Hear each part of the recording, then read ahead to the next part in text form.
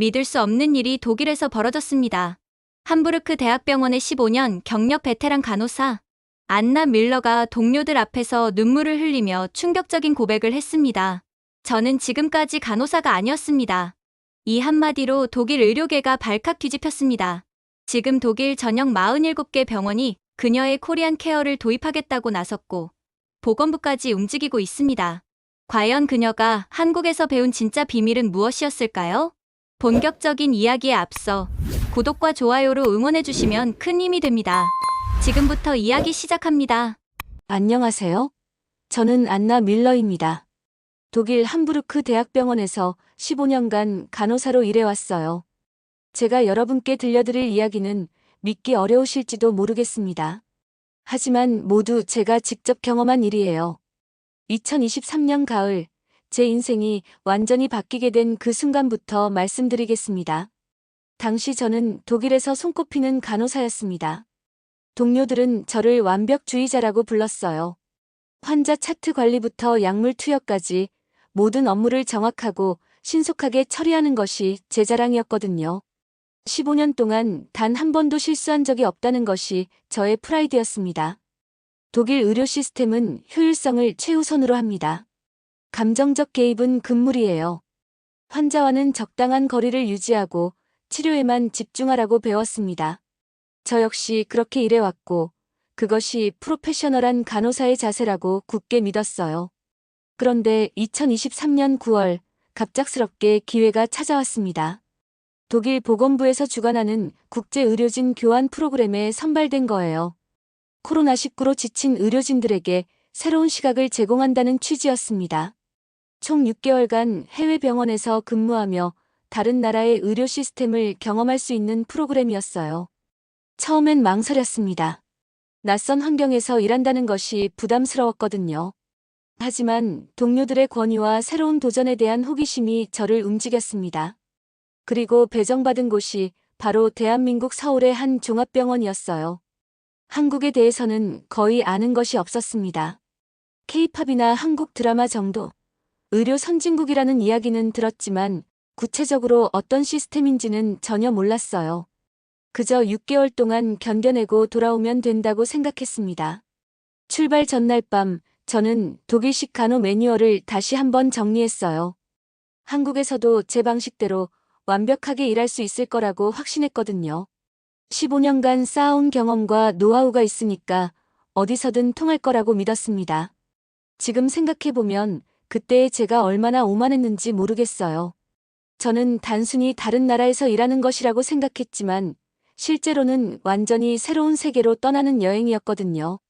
제가 지금까지 알고 있던 간호사라는 직업에 대한 모든 개념이 뒤바뀔 여행 말이에요. 인천공항에 도착했을 때의 그 설렘과 긴장감을 지금도 잊을 수 없습니다. 아직 저는 몰랐어요. 앞으로 6개월 동안 제가 얼마나 많은 것들을 배우게 될지, 그리고 그것이 제 인생을 어떻게 바꿔놓을지를요. 서울 도착 다음 날, 저는 배정받은 병원으로 향했습니다. 지하철을 타고 가는 동안 마음속으로 계속 생각했어요. 병원은 어디든 비슷할 거야. 의료진은 다 똑같을 거야. 하지만 병원 로비에 들어서는 순간부터 뭔가 달랐습니다. 독일 병원의 차갑고 무기물적인 분위기와는 완전히 달랐어요. 벽면에는 따뜻한 색감의 그림들이 걸려 있고 안내데스크 직원들은 환자들에게 미소를 지으며 인사하고 있었거든요. 간호부장님과 첫 면담을 마치고 병동으로 올라갔을 때 저는 정말 당황했습니다. 간호사들이 어떻게 표현해야 할까요? 제가 독일에서 보던 모습과는 너무 달랐어요. 한 간호사는 휠체어에 앉은 할머니 환자와 손을 맞잡고 이야기를 나누고 있었습니다. 다른 간호사는 병실을 돌면서 환자들에게 일일이 안부를 물어보고 있었고요. 가장 충격적이었던 건 어떤 간호사가 혼자 입원한 할아버지의 식사를 직접 떠먹여 드리는 모습이었어요. 독일에서라면 상상도 할 수 없는 일이었습니다. 우리는 치료와 의료 업무에만 집중하라고 배웠거든요. 환자와 지나친 유대감을 형성하는 것은 업무 효율성을 떨어뜨린다고 했어요. 그런데 여기서는 그 모든 원칙들이 무너지고 있었습니다. 첫날 저를 담당하게 된 김수정 선배님이 병동을 안내해 주셨어요. 그분은 15년 경력의 베테랑 간호사셨는데 제가 독일에서 온 것을 알고 매우 반갑게 맞아주셨습니다. 하지만 선배님의 업무 방식을 보면서 저는 점점 더 혼란스러워졌어요. 선배님은 각 병실을 돌 때마다 환자들과 짧은 대화를 나누셨습니다. 오늘 컨디션은 어떤지, 잠은 잘 잤는지, 가족들은 언제 오시는지까지. 저에게는 이 모든 것들이 비효율적으로 보였어요. 차트만 확인하고 필요한 처치만 하면 되는 건데 왜 이렇게 많은 시간을 대화에 쓰는 걸까요? 점심시간이 되어서야 궁금증을 참지 못하고 김수정 선배님께 질문했습니다. 독일에서는 환자와 개인적인 대화를 나누는 것을 권하지 않는다고 의료진의 객관성을 해칠 수 있다고 배웠다고 말씀드렸어요. 선배님은 잠시 놀란 표정을 지으시더니 이렇게 말씀하셨어요. 환자들도 우리와 같은 사람이고 아프고 불안할 때 따뜻한 말 한마디가 어떤 약보다 효과적일 수 있다고요. 특히 한국에서는 정서적 교감을 매우 중요하게 생각한다고 설명해 주셨습니다. 그날 오후 저는 선배님을 따라다니며 관찰했습니다. 정말 신기했어요. 선배님이 지나가기만 해도 환자들의 표정이 밝아지는 게 보였거든요. 어떤 환자는 선배님이 오시기를 기다리고 있다가 반갑게 손을 흔들기도 했어요. 하지만 저는 여전히 의구심을 떨쳐낼 수 없었습니다. 이런 방식이 정말 의료 서비스의 질을 높이는 걸까요? 아니면 단순히 한국의 문화적 특성일 뿐일까요? 15년간 독일식 시스템에 익숙해진 저에게는 모든 것이 낯설고 이해하기 어려웠어요. 그날 밤 숙소에 돌아와서 일기를 쓰면서 생각했습니다. 과연 내가 여기서 6개월을 잘 버틸 수 있을까? 이렇게 다른 문화 속에서 일하는 게 맞는 걸까? 첫날부터 너무 많은 혼란이 저를 덮쳤어요. 한국에서 일한 지 일주일이 지났을 때 저는 김수정 선배님과 함께 야간 근무를 하게 되었습니다. 독일에서도 야간 근무는 익숙했지만 여기서의 야간 근무는 정말 달랐어요. 밤 10시쯤 대부분의 환자들이 잠자리에 들었을 때였습니다. 저는 독일식으로 조용히 순찰을 돌며 차트만 확인하려고 했는데 김수정 선배님은 각 병실마다 들어가서 환자들의 상태를 세심하게 살펴보셨어요. 특히 기억에 남는 건 301호 병실의 박할머니셨습니다. 무릎 수술을 받으신 80세 할머니인데 가족들이 멀리 살아서 혼자 입원해 계셨거든요. 선배님이 병실에 들어가시자 할머니가 작은 목소리로 말씀하셨어요. 잠이 안 온다고, 수술 부위가 아파서 뒤척일 수도 없다고요. 그때 선배님이 하신 일을 보고 저는 정말 놀랐습니다. 간호사실에 가서 따뜻한 보리차를 우려오신 거예요. 그리고 할머니 침대 옆에 의자를 가져다 놓고 앉아서 차를 드리면서 이런저런 이야기를 나누셨습니다. 고향이 어디인지, 자녀들은 몇 명인지, 평소에 뭘 하며 지내시는지까지요. 독일에서라면 진통제 처방을 확인하고 나오는 것이 전부였을 텐데 선배님은 무려 30분이나 할머니와 함께 계셨어요. 저는 처음에 이해가 안 됐습니다. 다른 환자들도 돌봐야 하는데 한 명에게 이렇게 많은 시간을 쓰는 게 맞나 싶었거든요. 하지만 신기한 일이 일어났어요. 할머니가 편안해하시면서 자연스럽게 잠이 드신 거예요. 선배님이 조용히 나오시면서 저에게 말씀하셨습니다. 때로는 약보다 따뜻한 관심이 더 좋은 치료제가 된다고요. 그날 밤 또 다른 일이 있었어요. 새벽 2시쯤 소아과 병동에서 응급 상황이 발생했습니다.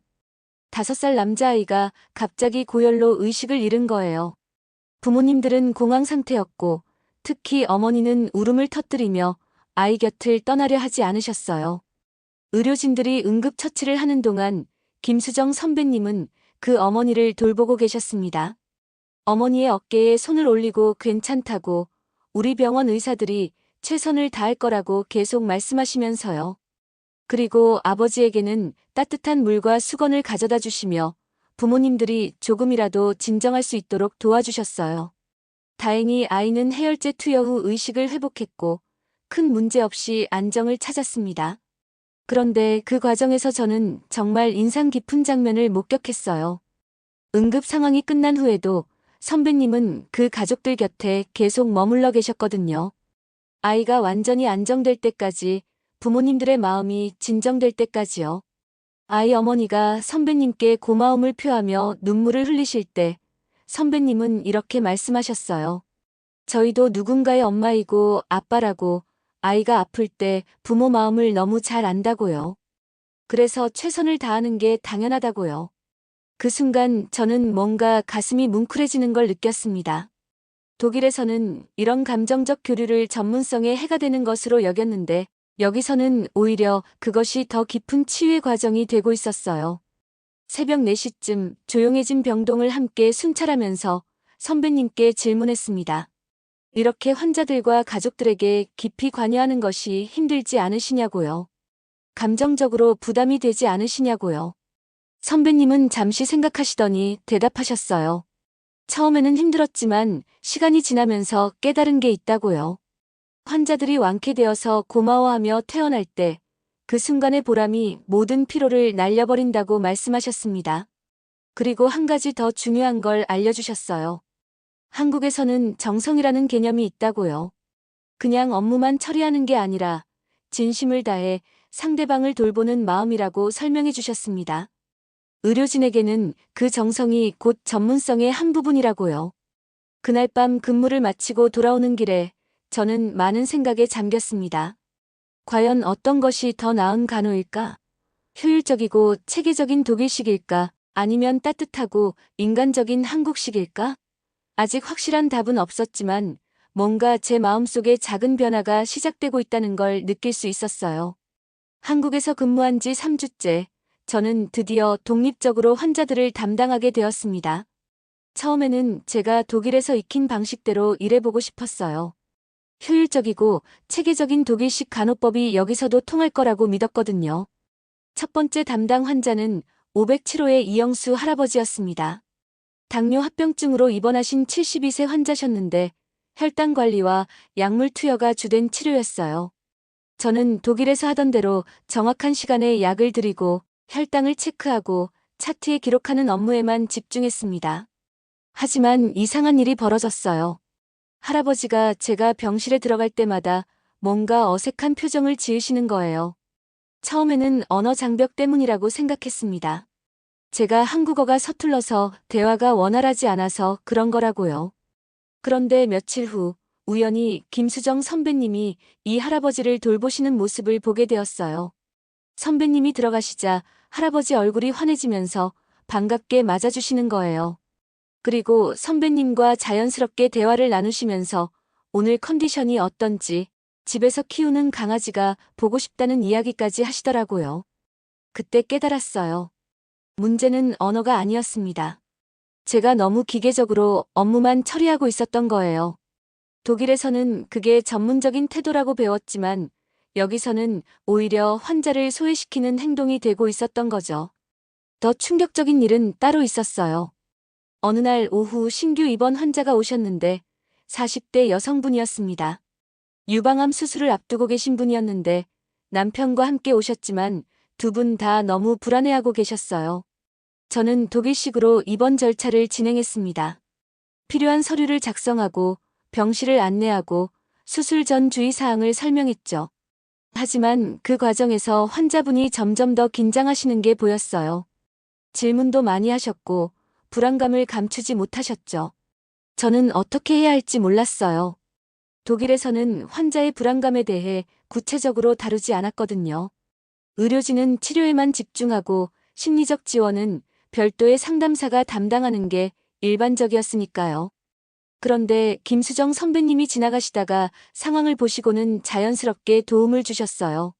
환자분 옆에 앉아서 수술이 어떤 방식으로 진행되는지, 회복 과정은 어떻게 되는지 자세히 설명해 주시면서 비슷한 수술을 받고 완전히 회복된 다른 환자들의 사례도 들려주셨어요. 무엇보다 인상적이었던 건 선배님이 그 환자분의 손을 잡고 말씀하신 거였어요. 처음엔 무섭고 걱정되는 게 당연하다고 하지만 우리 병원 의료진들이 최선을 다해서 도와드릴 거라고요. 그리고 수술 후에도 회복할 때까지 계속 옆에서 도와드릴 거라고 약속하셨어요. 그 말을 들으신 환자분의 표정이 확연히 달라지는 걸 봤어요. 긴장이 많이 풀리시면서 고개를 끄덕이시더라고요. 남편분도 안심하는 표정으로 선배님께 감사 인사를 하셨고요. 그날 저녁 저는 정말 많은 생각을 했어요. 과연 제가 지금까지 해온 간호가 진정한 간호였을까? 환자의 몸은 치료했을지 몰라도 마음은 외면하고 있었던 건 아닐까? 더 혼란스러운 건 한국 동료들의 업무량이었어요. 이들은 환자들과 이렇게 많은 시간을 보내면서도 업무 효율성이 떨어지지 않았거든요. 오히려 환자들이 더 협조적이어서 전체적인 치료 과정이 더 순조롭게 진행되는 것 같았어요. 예를 들어 환자들이 약을 거부하거나 치료를 회피하는 경우가 독일보다 훨씬 적었어요. 그리고 회복 속도도 더 빠른 것 같았고요. 이게 우연일까요? 아니면 정말로 이런 따뜻한 관심이 치료 효과를 높이는 걸까요? 가장 큰 갈등은 제 정체성에 대한 의문이었어요. 15년간 독일식 간호사로 살아오면서 쌓아온 자신감과 전문성에 대한 믿음이 흔들리기 시작했거든요. 과연 제가 그동안 옳다고 믿어온 것들이 정말 옳은 걸까? 아니면 더 좋은 방법이 있는데 저만 몰랐던 걸까? 잠자리에 들면서도 계속 생각했어요. 내일은 어떻게 환자들을 대해야 할까? 독일식을 고수할 것인가? 아니면 한국식을 시도해 볼 것인가? 그런데 솔직히 말하면 한국식 간호법이 무엇인지도 정확히 알지 못했어요. 단순히 친절하게 대하는 게 전부일까요? 그보다 더 깊은 무언가가 있는 걸까요? 한국 생활 5주째 되던 어느 날, 제게 전환점이 될 만한 일이 일어났습니다. 새로 입원하신 환자분이 계셨는데 8세 소아 환자였어요. 이름은 지민이라는 아이였고 급성 폐렴으로 응급실을 통해 들어왔습니다. 문제는 지민이가 병원을 극도로 무서워한다는 거였어요. 의료진이 다가가기만 해도 울음을 터뜨리고 치료를 받으려 하지 않았습니다. 부모님들도 아이를 달래느라 지쳐 보이셨고 특히 어머니는 아이가 아파하는 모습을 보며 계속 눈물을 흘리고 계셨어요. 첫날 제가 지민이를 담당하게 되었는데 정말 난감했습니다. 독일에서는 소아 환자의 경우 부모가 아이를 단단히 붙잡고 있으면 간호사가 신속하게 처치를 하는 것이 일반적이었거든요. 하지만 여기서 그런 방식을 시도하니 지민이가 더욱 심하게 울고 저항했어요. 이틀 동안 같은 패턴이 반복되었습니다. 저는 업무적으로 필요한 처치만 하고 나왔고 지민이는 제가 올 때마다 무서워하며 울었어요. 부모님들도 점점 지쳐가는 게 보였고 무엇보다 아이의 치료 진행이 원활하지 않았습니다. 세 번째 날 김수정 선배님이 제 상황을 보시고는 조심스럽게 조언을 해주셨어요. 아이들은 어른들과 다르다고 먼저 친구가 되어야 치료도 받아준다고 하시더라고요. 그리고 한 가지 방법을 제안해 주셨습니다. 처치를 하기 전에 먼저 지민이와 놀아보라고요. 처음에는 이해가 안 됐어요. 놀아준다고 치료가 더 잘 될까요? 시간 낭비 아닐까요?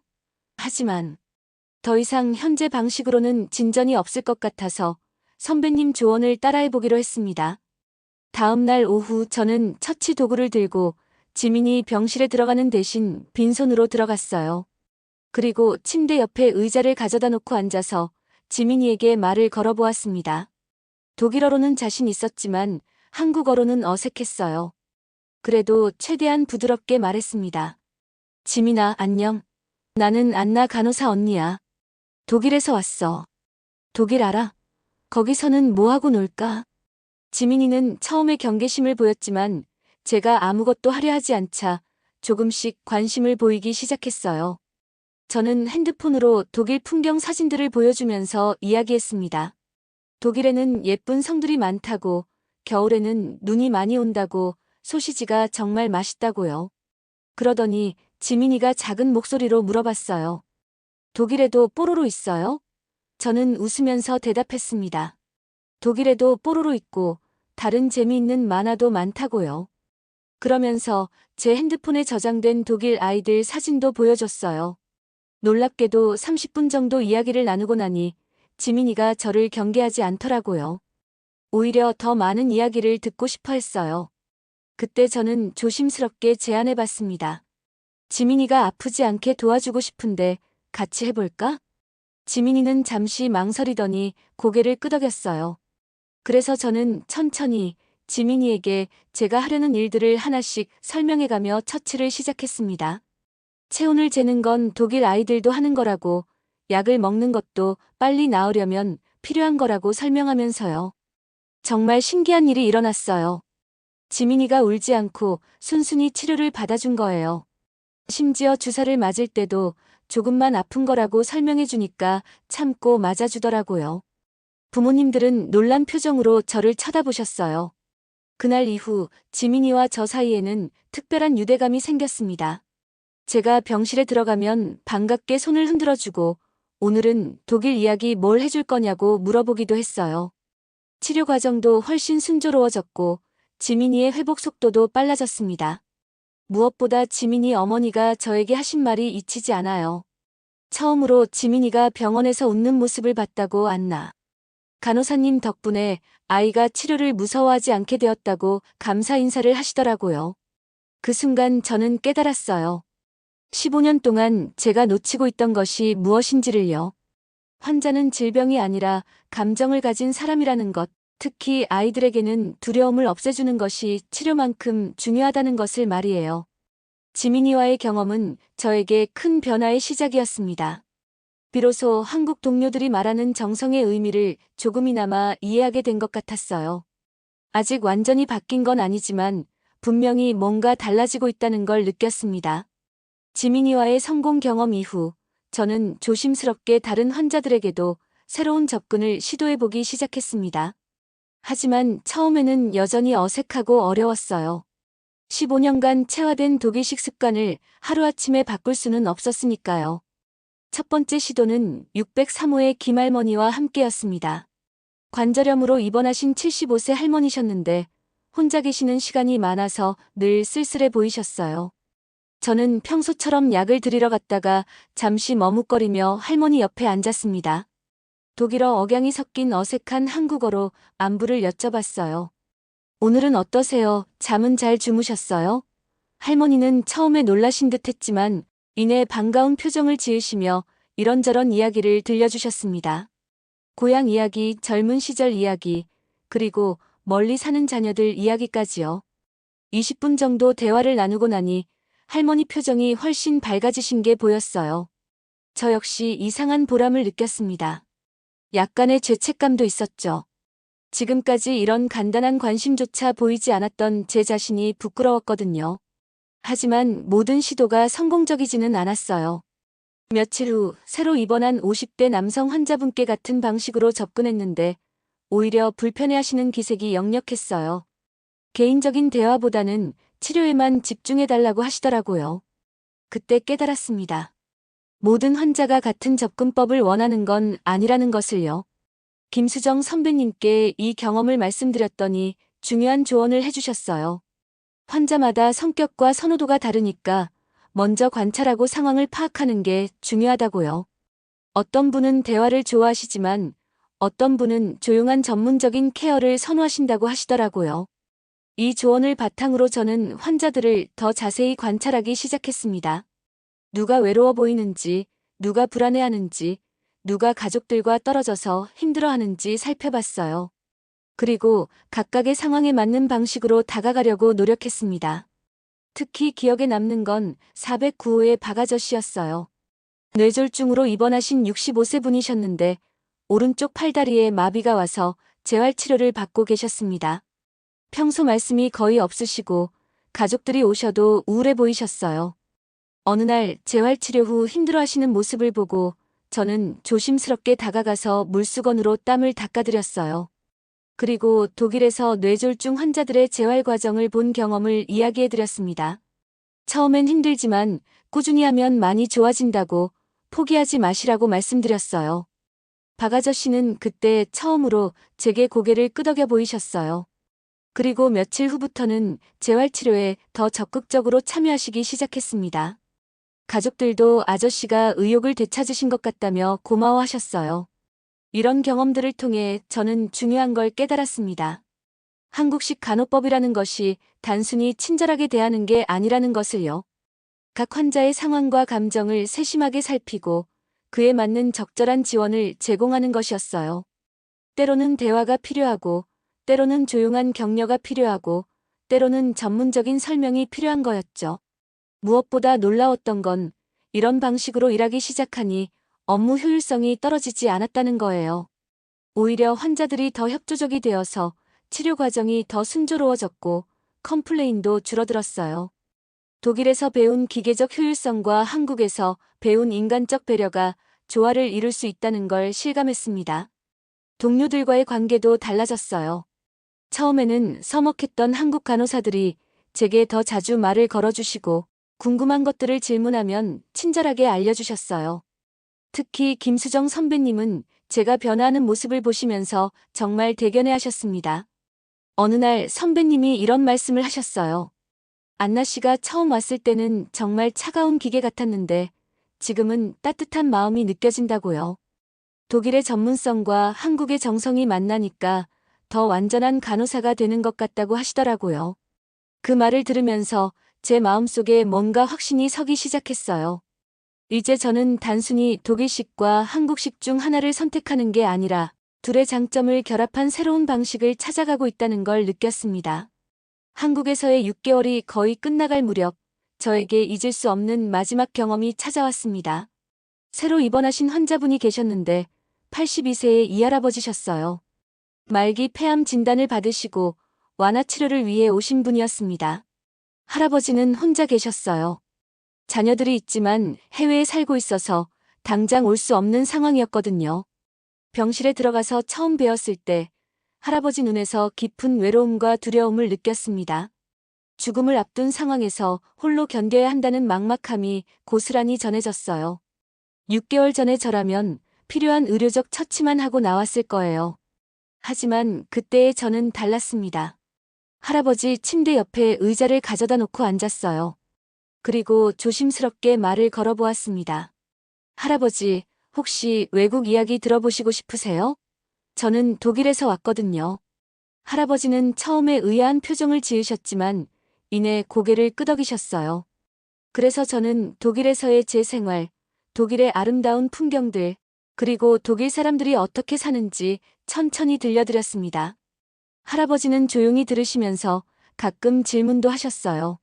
며칠이 지나면서 할아버지와 저 사이에는 특별한 유대감이 생겼습니다. 할아버지는 젊은 시절 독일로 광부로 떠나고 싶었지만 못 갔던 이야기, 평생 한 번도 해외여행을 못 해본 것이 아쉽다는 이야기를 들려주셨어요. 저는 그런 할아버지를 위해 제 핸드폰으로 독일의 다양한 모습들을 보여드렸습니다. 그런데 어느 날 할아버지 상태가 급격히 나빠졌어요. 호흡이 힘들어지시고 의식도 흐려지기 시작했습니다. 의료진들은 이제 며칠 남지 않았다고 했어요. 자녀들에게 연락했지만 당장 오기는 어려운 상황이었습니다. 그 순간 저는 망설이지 않았어요. 근무 시간이 끝났지만 병원에 남아서 할아버지 곁을 지켰습니다. 6개월 전에 저라면 상상도 못했을 일이었죠. 하지만 그때는 당연한 것처럼 느껴졌어요. 밤새 할아버지 옆에서 손을 잡아드리며 이야기했습니다. 독일의 아름다운 라인강 이야기, 뮌헨의 옥토버 페스트 축제 이야기, 베를린의 역사적인 장소들. 할아버지는 의식이 오락가락하셨지만 제 목소리에 반응을 보이셨어요. 새벽 4시쯤 할아버지가 마지막으로 눈을 뜨셨어요. 그리고 제 손을 꽉 잡으시면서 작은 목소리로 말씀하셨습니다. 고맙다고, 덕분에 독일 여행을 한 것 같았다고, 마지막에 좋은 사람을 만나서 다행이라고요. 그 순간 저는 눈물을 참을 수 없었어요. 할아버지는 제 눈물을 보시고 웃으시면서 이런 말씀을 하셨어요. 간호사가 울어주니까 외롭지 않다고, 이렇게 떠날 수 있어서 행복하다고요. 할아버지는 그날 새벽 조용히 숨을 거두셨습니다. 제가 손을 잡고 있는 상황에서요. 슬픔과 동시에 묘한 보람을 느꼈어요. 적어도 할아버지는 혼자가 아니었다는 생각이 들었거든요. 그 일이 있고 나서 저는 완전히 달라졌음을 확신했습니다. 15년 전 독일에서 간호사가 된 이유를 다시 떠올렸어요. 사람을 돕고 싶어서였거든요. 그런데 언제부턴가 그 초심을 잃고 기계적으로만 일하고 있었던 거죠. 김수정 선배님께 이 이야기를 들려드렸더니 이제야 진짜 간호사가 되었다고 하시더라고요. 의술도 중요하지만 환자의 마음을 어루만져주는 것이 진정한 치유라고, 그게 바로 한국에서 말하는 정성이라고 설명해 주셨어요. 마지막 주가 되면서 제가 돌봤던 환자들이 하나둘 작은 선물들을 준비해 주셨어요. 지민이는 직접 그린 그림을 줬고 박할머니는 손편지를, 박아저씨는 재활치료로 힘들게 쓰신 감사 메모를 주셨어요. 모든 게 값비싼 선물은 아니었지만 그 마음이 너무 고마웠어요. 돌이켜보니 6개월 동안 제가 배운 건 새로운 간호기술이 아니었어요. 진정한 간호사가 되는 법을 배운 거였죠. 2024년 3월, 저는 함부르크로 돌아왔습니다. 공항에 내려서 익숙한 독일어를 들으니 반가우면서도 묘하게 어색했어요. 6개월 동안 정말 많은 것이 바뀌어 있었거든요. 무엇보다 제 자신이 완전히 달라져 있었죠. 병원에 복귀한 첫날, 동료들은 제가 많이 변했다고 했어요. 표정이 부드러워졌다고, 뭔가 여유가 생긴 것 같다고 하더라고요. 저도 느끼고 있었어요. 환자들을 대하는 제 태도가 확실히 달라졌다는 걸요. 첫 주는 조심스럽게 시작했습니다. 갑자기 모든 걸 바꿀 수는 없으니까요. 하지만 작은 것부터 변화를 주기 시작했어요. 환자들과 눈을 맞추며 인사하기, 처치 전후의 간단한 안부 묻기, 불안해하는 환자들에게 따뜻한 말 한마디 건네기 같은 것들이었죠. 처음에는 독일 동료들이 의아해했어요. 마리아라는 동료는 제게 직접 물어보기도 했거든요. 왜 갑자기 환자들과 개인적인 대화를 나누냐고, 업무 효율성에 문제가 생기지 않을까 걱정된다고 했어요. 그래서 저는 한국에서의 경험을 천천히 이야기해줬습니다. 환자의 불안감을 줄여주면 치료 과정이 더 순조로워진다는 것, 작은 관심이 때로는 약보다 효과적일 수 있다는 것을 설명했어요. 마리아는 반신반의하는 표정이었지만 제 변화를 지켜보겠다고 했어요. 몇 주가 지나면서 놀라운 일들이 벌어졌습니다. 제가 담당하는 환자들의 만족도가 눈에 띄게 올라갔어요. 컴플레인도 현저히 줄어들었고 치료에 대한 협조도도 높아졌습니다. 가장 중요한 건 환자들의 회복 속도가 빨라졌다는 거예요. 특히 기억에 남는 건 헬무트라는 70세 할아버지였어요. 심장 수술을 받으신 분이었는데 처음에는 매우 까칠하고 협조적이지 않으셨거든요. 하지만 저는 한국에서 배운 방법을 적용해 봤어요. 할아버지의 이야기를 들어드리고 불안감을 이해해드리고 작은 것들을 챙겨드렸죠. 며칠 후 헬무트 할아버지가 놀라운 변화를 보이셨어요. 치료에 적극적으로 참여하시고 다른 환자들에게도 친절하게 대하시더라고요. 퇴원하실 때는 저에게 특별히 감사 인사를 하시면서 오랜만에 진짜 간호사를 만났다고 말씀하셨어요. 동료들도 점차 변화를 인정하기 시작했어요. 마리아는 제 방법을 직접 따라해보더니 정말 효과가 있다고 인정했어요. 다른 동료들도 하나둘씩 관심을 보이기 시작했고, 제게 한국에서 배운 간호법에 대해 질문하기 시작했죠. 6개월 후 병원 측에서 제게 특별한 제안을 했어요. 제가 실천하고 있는 환자 중심 케어 방법을 다른 간호사들에게 교육해달라는 거였어요. 환자 만족도와 치료 성과가 눈에 띄게 개선되었다는 게 이유였습니다. 그래서 저는 한국에서 배운 정성의 의미를 독일 동료들에게 전하기 시작했어요. 환자는 질병이 아니라 감정을 가진 사람이라는 것, 작은 관심과 배려가 치료 효과를 높일 수 있다는 것, 그리고 효율성과 인간미가 대립하는 개념이 아니라는 것을 설명했습니다. 지금은 우리 병원 전체가 변화하고 있어요. 코리안 케어라고 부르는 사람들도 있지만 저는 그냥 진정한 간호라고 생각해요. 독일의 전문성과 정확성에 한국의 정성과 따뜻함이 더해진 거죠. 최근에 독일 보건부에서도 관심을 보이고 있어요. 우리 병원의 환자 만족도가 전국 평균보다 40% 높고 의료진 번아웃은 30% 감소했거든요. 다른 병원들도 이런 방식을 도입하려고 문의가 오고 있습니다. 김수정 선배님과는 지금도 연락하고 있어요. 제 변화된 모습을 정말 자랑스러워하시면서 한국의 정성이 독일까지 전해진 것 같아서 뿌듯하다고 하시더라고요. 돌이켜보면 한국에서의 6개월은 제 인생의 전환점이었어요. 15년간 기계적으로 일하던 제가 비로소 진정한 간호사가 되는 법을 배웠으니까요. 의술은 기계가 할 수 있지만 환자의 마음을 어루만지는 건 오직 사람만이 할 수 있다는 걸 깨달았죠. 지금 제가 하는 일은 단순히 독일식과 한국식을 섞는 게 아니에요. 두 문화의 장점을 결합해서 더 완전한 의료 서비스를 만드는 거예요. 정확하고 전문적이면서도 따뜻하고 인간적인 간호 말이에요. 오늘도 병원에서 환자들을 돌보며 생각합니다. 한국에서 배운 그 마음을 잊지 않고 계속해서 더 많은 사람들에게 전해야겠다고요. 그게 바로 제가 한국에서 받은 소중한 선물을 갚는 길이라고 믿고 있어요. 오늘 이야기는 어떠셨나요? 대한민국의 놀랍고 감동적인 이야기, 앞으로도 계속 전해드릴게요. 구독과 좋아요는 저희에게 큰 응원이 됩니다. 오늘도 끝까지 함께 해주셔서 고맙습니다.